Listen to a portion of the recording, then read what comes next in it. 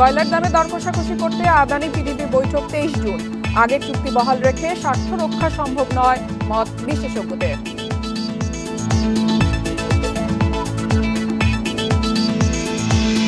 অর্থ পাচারের অভিযুক্তদের সঙ্গে সমঝোতা হতে পারে, ফিনান্সিয়াল টাইমসকে জানিয়েছে কেন্দ্রীয় ব্যাংকের গভর্নর।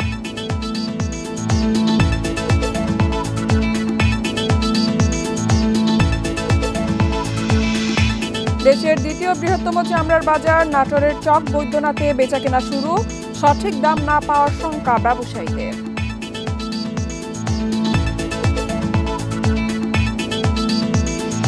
সবাইকে আমন্ত্রণ অর্থনীতি সারাদিনে, আপনাদের সাথে আছি ফাতারা। শুনছিলেন শিরোনাম, এবারে জানাবো বিস্তারিত। চলতি বছরের মে পর্যন্ত বাংলাদেশের কাছে $70 কোটি পাওনার দাবি আদানির বিদ্যুৎ কেন্দ্রের, কিন্তু বাংলাদেশ বিদ্যুৎ উন্নয়ন বোর্ডের হিসেবে বকেয়া $50 কোটি কম। কয়লার দাম নিয়ে ভিন্ন মতের কারণেই এমন ব্যবধান। সমস্যা সমাধানে আগামী 23 জুন বৈঠক করবে দুই পক্ষ। যদিও আগের চুক্তি বহাল রেখে দর কষাকষির মাধ্যমে জাতীয় স্বার্থ রক্ষা সম্ভব বলে মনে করেন না বিশেষজ্ঞরা। 2023 সালের মার্চ মাস থেকে ভারতের ঝাড়খণ্ড প্রদেশের গোড্ডার বিদ্যুৎ কেন্দ্র থেকে আমদানি শুরু হয়।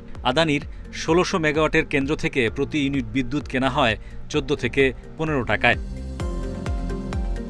আদানি দাম ধরছে অস্ট্রেলিয়ার কয়লা নির্ভর মিশ্রিত সূচকে, অন্যদিকে বাংলাদেশ বিদ্যুৎ উন্নয়ন বোর্ড ইন্দোনেশিয়ার কয়লা ইন্ডেক্স ব্যবহার করছে। প্রতি টন কয়লার দামে ব্যবধান $10 থেকে $12 পর্যন্ত।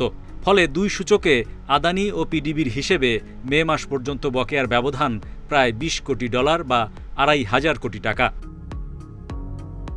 বিষয়টির সুরাহা করতে 23 জুন দুপক্ষের মধ্যে বৈঠক হবে। আদানির পক্ষে দর কষাকষিতে অংশ নেবে সিঙ্গাপুর ভিত্তিক দুই সালিসি প্রতিষ্ঠানের 4 প্রতিনিধি। তারা একটা কল প্রাইসিং করতেছে, আমরা একটা বলতেছি যে আমরা এই অনুযায়ী দিব। তো সেটা নিয়ে একটা ডিসপুট আছে, এই ডিসপুট নিয়ে আমরা আলোচনা করতে চাই। আলোচনা যদি ফলপ্রসূ হয়, তারাও কিছুটা ছাড় দেয়, আমরাও কিছুটা ছাড় দিয়ে একটা যদি ভালো পজিশনে আসতে পারি, তো কারোই তো না। কারণ এটা যে কোনো এই ধরনের কন্ট্রাক্ট অনেক লম্বা জিনিস, অনেক সময় অনেক কিছু আমরা নিজেদের আন্ডারস্ট্যান্ডিং এ করতে পারি যদি এটা আমার দেশের লাভ হয়। জ্বালানি বিশেষজ্ঞরা বলছেন, দেশে স্থাপিত কয়লাভিত্তিক কেন্দ্রগুলো পূর্ণ সক্ষমতায় চালু রাখা গেলে আদানির চেয়ে কম দামে বিদ্যুৎ মিলবে। তাদের মতে বিদেশি সরকার চুক্তিতে আদানিকে বিদ্যুৎ ও কয়লার দামে একচেটিয়া সুবিধা দিয়েছে, তাই পিডিবির দর পর্যালোচনার উদ্যোগে আশাবাদী নন তারা। এই চুক্তির ব্যাপারে জনস্বার্থ সংরক্ষণ করার সুযোগ আছে বলে আমি মনে করি না। সরকার এই সমস্ত রিভিউ অমুক তমুক এগুলো করে আলটিমেটলি এর মধ্যে যে সমস্ত অসঙ্গতিগুলো আছে, লুণ্ঠন আছে বা আত্মসাৎ আছে, এগুলোকে সরকার সুরক্ষা দিচ্ছে। এদিকে বকেয়া পরিশোধে বিলম্ব হওয়ায় আদানির কাছে পিডিবির জরিমানা বা মাশুল দাঁড়িয়েছে প্রায় $8 কোটি, প্রতি মাসে যা বাড়ছে $60 লাখ বেশি। Hari Saha, independent news, Dhaka. এবছর মার্চ ও ঈদুল ফিতর ছাড়াও কয়েকটি ব্যাংক বন্ধ হওয়ার গুজবে ব্যাংক থেকে টাকা তুলে নিয়েছিল গ্রাহকরা। ফলে মানুষের হাতে থাকা নগদ টাকার পরিমাণ বেড়ে দাঁড়িয়েছে প্রায় 25,000 কোটি টাকায়। কেন্দ্রীয় ব্যাংকের প্রতিবেদনে এই তথ্য উঠে এসেছে। বাংলাদেশ ব্যাংক জানিয়েছে 2 মাসে কমলেও মার্চে মানুষের হাতে থাকা টাকার পরিমাণ বেড়েছে 2,96,431 কোটি টাকা। এতে ব্যাংকের বাইরে থাকা নগদ টাকার পরিমাণ দাঁড়িয়েছে 24,936 কোটি টাকায়। এছাড়া এ সময় 56 টাকা ও বাজারে প্রচলিত টাকাও বেড়েছে। খাত সংশ্লিষ্টরা বলছেন, মার্চে রমজান মাস থাকায় নগদ টাকার চাহিদা বেড়ে গিয়েছিল, আর ওই মাসেই বেশ কিছু ব্যাংকে একীভূত করার সিদ্ধান্তের কারণে আমানত তুলে নেন গ্রাহকরা। ফলে মানুষের হাতে থাকা নগদ অর্থের পরিমাণ বেড়ে যায়।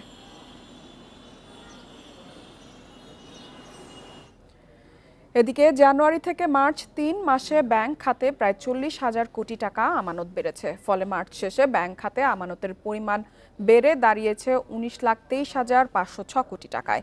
কেন্দ্রীয় ব্যাংকের প্রতিবেদনে উঠে এসেছে এ তথ্য।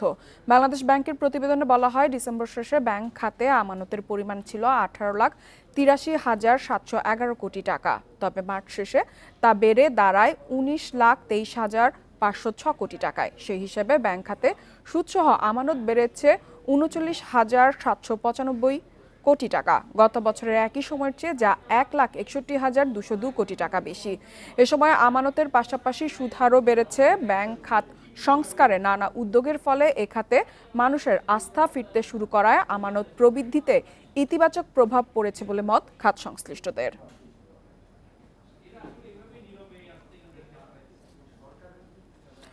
বিদেশে অর্থ পাচারে অভিযুক্তদের সঙ্গে সমঝোতার কথা ভাবছে বাংলাদেশ। আন্তর্জাতিক গণমাধ্যম ফিনান্সিয়াল টাইমসকে দেয়া এক সাক্ষাৎকারে এ তথ্য জানিয়েছেন কেন্দ্রীয় ব্যাংকের governor doctor Ahsan H Mansur. গত 15 বছরে শেখ হাসিনার শাসন আমলে সংশ্লিষ্ট ব্যবসায়ী ও রাজনৈতিক ব্যক্তিদের কাছ থেকে পাচার হওয়া অর্থ ফেরাতে আন্তর্জাতিক মামলা চালাতে $10 কোটি পর্যন্ত অর্থ বরাদ্দ রাখা হচ্ছে বলেও জানান ডক্টর আহসান এইচ মনসুর। তবে কারা এই প্রক্রিয়ার আওতায় আসতে পারে সে বিষয়ে কোনো ধারণা দেননি তিনি।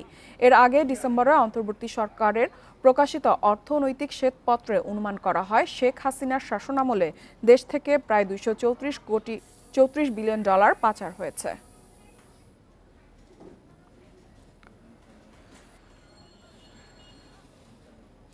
ট্যানারি মালিকদের কাছে পোস্তার কাঁচা চামড়া ব্যবসায়ীদের পাওনা $110 কোটি। এই টাকা আদায়ে টানাপোড়েন চলছে কয়েক যুগ ধরে। এ পরিস্থিতিতে ব্যবসা টিকিয়ে রাখাই কঠিন উল্লেখ করে সরকারি হস্তক্ষেপ চান আড়তদাররা। এখনও বকেয়া পরিশোধের আশ্বাস দিয়ে যাচ্ছেন ট্যানারি মালিকরা।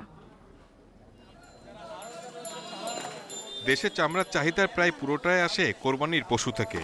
চামড়া সংগ্রহ করে ট্যানারি মালিকদের কাছে বিক্রি করেন রাজধানীর পোস্তার আড়তদাররা। কাঁচা চামড়া আড়তদার সমিতি বলছে ট্যানারির কাছে তাদের পাওনা দাঁড়িয়েছে $110 কোটি। 2017 সালে এফবিসিসিআর মাধ্যমে বকেয়া পরিশোধে দুই পক্ষের চুক্তি হলেও তা কার্যকর হয়নি। পুঁজি সংকটে অনেকের ব্যবসাও বন্ধ হয়ে গেছে। ডকুমেন্টারি যেটা আমাদের আড়তদার ভাইরা জমা দিয়েছে $110 কোটি। এই 110 কোটি টাকার তাগাদা অনেকবার যারা কেস টু কেস যায়, আমরা বলে থাকি আপনারা নিজের তাগাদা নিজেরা করেন, চেষ্টা করেন যতটুকু হয়, কিন্তু অদ্যাবধি কোনো রেজাল্ট হয়ে আসেনি। এটার কোনো শেষ সমাপ্তি ঘটেনি এবং পাওনা টাকাগুলো ফেরত আসেনি। সাভারে কারখানা স্থানান্তর ও রপ্তানি কমে যাওয়াকে সংকটের কারণ বলছেন ট্যানারি মালিকরা। বলেন পর্যাপ্ত ব্যাংক ঋণ পাওয়া না গেলে একসাথে সব বকেয়া পরিশোধ সম্ভব নয়। যেসব ট্যানারিগুলো সাভারে যেতে পারে নাই, বন্ধ হয়ে গেছে, তাদের কাছে কিন্তু বড় বকেয়াগুলো রয়ে গেছে। তো এইখানে আমি মনে করি যে আসলে এই ট্যানারিগুলো যদি আপনার ব্যবসা পরিচালনা করতে পারে ভবিষ্যতে তাহলে হয়তোবা আমরা এটা নেগোসিয়েশন করে দিতে পারি। কিন্তু আমরা যে পর্যন্ত না এইসব প্রতিষ্ঠানগুলো ব্যবসায় আসবে সেই পর্যন্ত আসলে এই বকেয়াটা অনিশ্চিত রয়ে যাবে। বকেয়া আদায়ে কয়েকজন আড়তদার মামলা করলেও তা সুরাহা হয়নি এখনো। Shahid Ahmed, independent news, Dhaka. এদিকে দেশের দ্বিতীয় বৃহত্তম চামড়ার বাজার নাটোরের চক বৈদ্যনাথে ঈদের পর প্রথম হাটে চলছে লবণজাত কাঁচা চামড়া কেনাবেচা। এখান থেকে চামড়া সংগ্রহ করবে ট্যানারির সংশ্লিষ্টরা। সকাল থেকেই দেশের বিভিন্ন প্রান্ত থেকে ট্রাকে করে চামড়া নিয়ে নাটোরের আড়তে রাখা হচ্ছে। ব্যবসায়ীদের দাবি সরকার নির্ধারিত দামেই চামড়া কিনছেন তারা। এরপর লবণ, শ্রমিক খরচ ও গাড়ি ভাড়া মিলিয়ে প্রতিটি গরুর চামড়ার খরচ পড়ছে $1000 উপরে। এছাড়া ছাগলের চামড়ার খরচ পড়ছে $50 থেকে $55। তবে স্থানীয় আড়তদারদের কাছে আশানুরূপ দাম না পেয়ে হতাশ ব্যবসায়ীরা। ট্যানারি প্রতিনিধিরাও যদি এমন দাম বলে তবে লোকসানে পড়তে হবে বলে দাবি তাদের। পাবনা থেকে আইসি 500 পিস চামড়া নিয়ে আইসি, কিন্তু চামড়া এখন দাম পাচ্ছি না, সে দামে আমার লস যাইতেছে। অন সরকারি কথা মতো কিনা অন বাজারে নাই, অন সরকারে যদি অন কি করবো করুক। বাগেরহাট থেকে আইসি চামড়া নিয়ে, প্রতিটা চামড়া খরচা দিয়ে এই পর্যন্ত $1000 করে পড়ে গেছে, 1050 করে। এখন কত কি বিক্রি হবে ট্যানারির লোকেই এটি ভালো জানে। আর এই ছিল অর্থনীতি সারাদিনের আজকের আয়োজনে। ইন্ডিপেন্ডেন্ট টেলিভিশনের সব খবর আরও বিস্তারিত জানতে চোখ রাখুন ফেসবুক, ইউটিউব এবং এক্সে। আমন্ত্রণ আমাদের পরবর্তী সংবাদে।